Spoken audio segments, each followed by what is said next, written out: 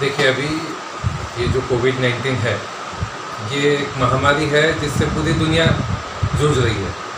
हमारे यहाँ भी उस वजह से लॉकडाउन हुआ। अभी जैसे कल ही हमारे यहाँ लॉकडाउन और बढ़ा है 14 दिनों के लिए, 17 मई तक के लिए बढ़ा है। अब इसमें व्यापारी है तो तकलीफ़ में, लेकिन अब जैसा हमारे प्रधानमंत्री जी ने भी बोला था कि जान है तो जहान है, तो अभी हमको हमारी जान की फ़िक्र करनी है, बिज़नेस की फ़िक्र बाद में करेंगे। और जब तक मुझे यही नहीं पता कि मेरा बिज़नेस कितने दिन और बंद रहने वाला है, तब तक मैं अपने घाटे का असेसमेंट कैसे करूँगा कि मुझे कितना घाटा होने वाला है। जहाँ तक सरकार का सवाल है, सरकार ने ये 3 महीने जो लॉकडाउन के हैं, इसमें जो छोटे व्यापारी का मतलब अभी सरकार के हिसाब से 5 करोड़ से कम के टर्नओवर वाले व्यापारी को सरकार छोटा व्यापारी बोलती है। जीएसटी के एंगल से अगर मैं देखूँ तो उन्होंने वो परिभाषा की है कि 5 करोड़ से कम जिसका टर्नओवर है वो छोटा व्यापारी है। तो उसको टीडीएस, इनकम टैक्स, जीएसटी जो भी भरना है, रिटर्न भरना है, सबकी डेट उन्होंने फ़िलहाल 30 जून तक बढ़ा के दी है उसको। तो वहाँ पर उसको लेट फ़ी, पेनल्टी, इंटरेस्ट कुछ भी नहीं लगने वाला है। तो उसको वो कंप्लायंस से तो अभी डरने की कोई ज़रूरत नहीं है कि भाई मेरी ड्यू डेट आ रही, मुझे रिटर्न भरना है, ना तो लेट फ़ी लगेंगी, पेनल्टी लगेंगी, वो कुछ नहीं है। तो वो एक छोटे व्यापारी को सरकार की तरफ से रिलीफ है। रहा सवाल आरबीआई का, तो आरबीआई भी अपने तरफ से काफ़ी चीज़ें कर रही है, लेकिन आरबीआई बैंक को देंगी, बैंक व्यापारी को देंगी, व्यापारी का बिजनेस चलेगा नहीं चलेगा, इसमें बहुत सारी असमंजस है, अनसर्टेनिटी है। अभी न बैंक को पता कि आगे मेरे व्यापारी का बिजनेस कैसा चलेगा, न व्यापारी को भी नहीं पता। आज अगर मेरी दुकान महीने 1.5 महीने से बंद है और 15 दिन बंद रहेंगी या और 1 महीना बंद रहेंगी, मुझे नहीं पता। ऐसे व्यापारी कब दुकान खोलूँगा ये तो पता नहीं है। दुकान खुलने के बाद क्या व्यापारी को भी पता है कि उसका बिजनेस कैसा चलेगा, कैसा नहीं चलेगा। आज हम सोच रहे हैं कि धंधा मंदा होगा, हो सकता है धंधा बढ़े, सरकार लोगों को पैसा बांटेगी, किसानों को बांटेगी पैसा, अनाज खरीदेगी, सरकार सब्सिडी देंगी, तो पैसा मार्केट में आएगा, तो अल्टीमेटली लोग खर्चा ही करेंगे। हमारी इकोनॉमी वैसे भी लोगों के खर्चे पे चलती, तो उस वजह से अभी बैंकों को भी क्लैरिटी नहीं है कि हम कस्टमर को लोन दे एक्स्ट्रा कि न दे। कि भाई वो अभी 3 महीने तो ईएमआई नहीं भरना है, ऐसा आरबीआई ने बोला, तो अभी तो 3 महीने ईएमआई नहीं भर रहे लोग, लेकिन वो तो पुराने लोन के लिए हो गया। नया लोन हम दे कि ना दे, बैंक भी असमंजस में है। और मेरे हिसाब से तो अगर मैं व्यापारी के नज़रिए से देखूँ तो अगर आज जो व्यापारी नॉन इसेंशियल कमोडिटी में डील कर रहा है, जिसकी दुकान बंद है, वो अभी लोन लेके भी क्या करेगा? वो ये सोच रहा है कि मेरी दुकान खुलने के बाद मेरी उधारी डूब जाएंगी, मैं पैसा कहाँ से लाऊंगा, मेरे को सामने वाला कैश में मांगेगा। पर ये सब सोच की बात है, सर्टेनिटी नहीं है ना अभी। तो एक बार क्लैरिटी आएंगी, सरकार की तरफ से भी कुछ ना कुछ राहत की पैकेज आएंगी, अल्टीमेटली कुछ नहीं होगा तो हमारे हिसाब से जो अभी मीडिया में चीज़ें चल रही है, जो सरकार विचार कर रही है, जैसा हमने मीडिया में सुना है कि छोटे व्यापारी जिनका 1 करोड़ से कम का लिमिट है या जिनका 1 करोड़ से 5 करोड़ के बीच का लिमिट है, उनके लिए सिडबी जो है स्मॉल इंडस्ट्री वाली बैंक, या नितिन गडकरी सर हमारे जो ऑनरेबल मिनिस्टर है, गडकरी साहब जो एमएसएमई छोटे उद्योगों के मिनिस्टर अभी वही, और ये लोन ऑलरेडी शुरू हो चुका है।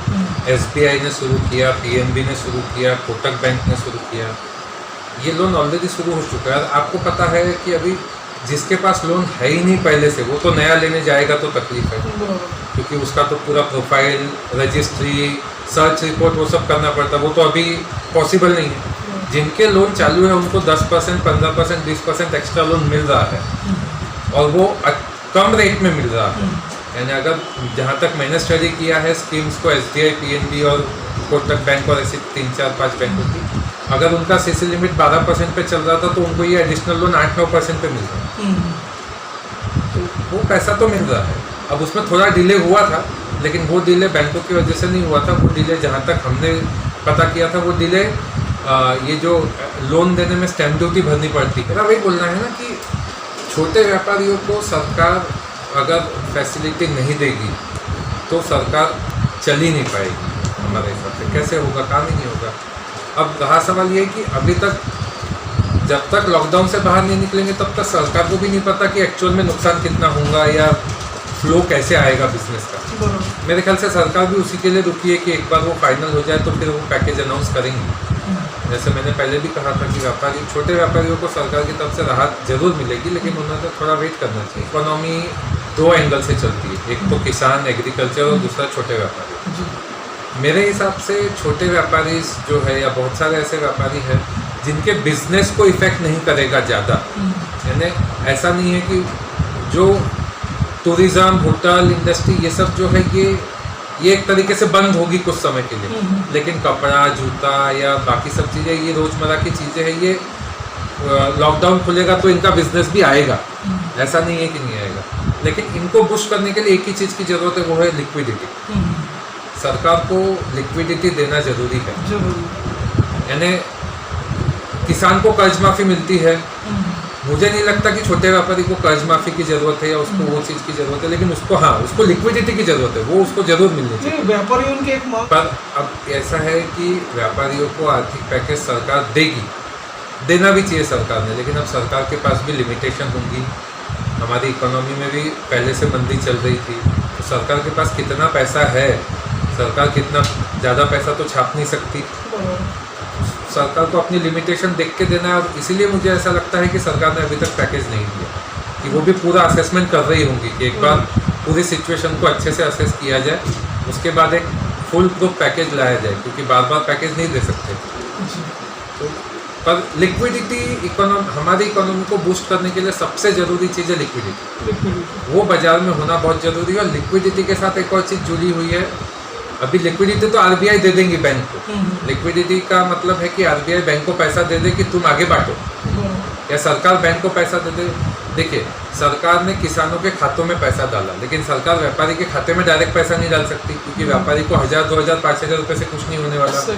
व्यापारी को तो 5 लाख, 10 लाख, 20 लाख की लिमिट चाहिए, CC limit, working capital, rotation के लिए पैसा चाहिए। वो पैसा सरकार डायरेक्टली तो नहीं दे सकती, वो पैसा सरकार बैंकों के थ्रू लोन के फॉर्म में ही दे सकती।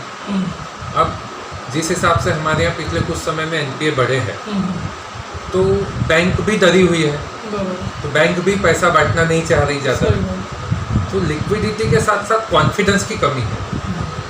तो सरकार आरबीआई का काम है बैंकों को पैसा देना लिक्विडिटी के लिए, और मेरे हिसाब से सरकार का काम है बैंकों को कॉन्फिडेंस दिलाना, या तो एज ए गारंटर खड़ा होना कि तुम पैसा दो, डिफॉल्ट होगा तो हम पीछे खड़े।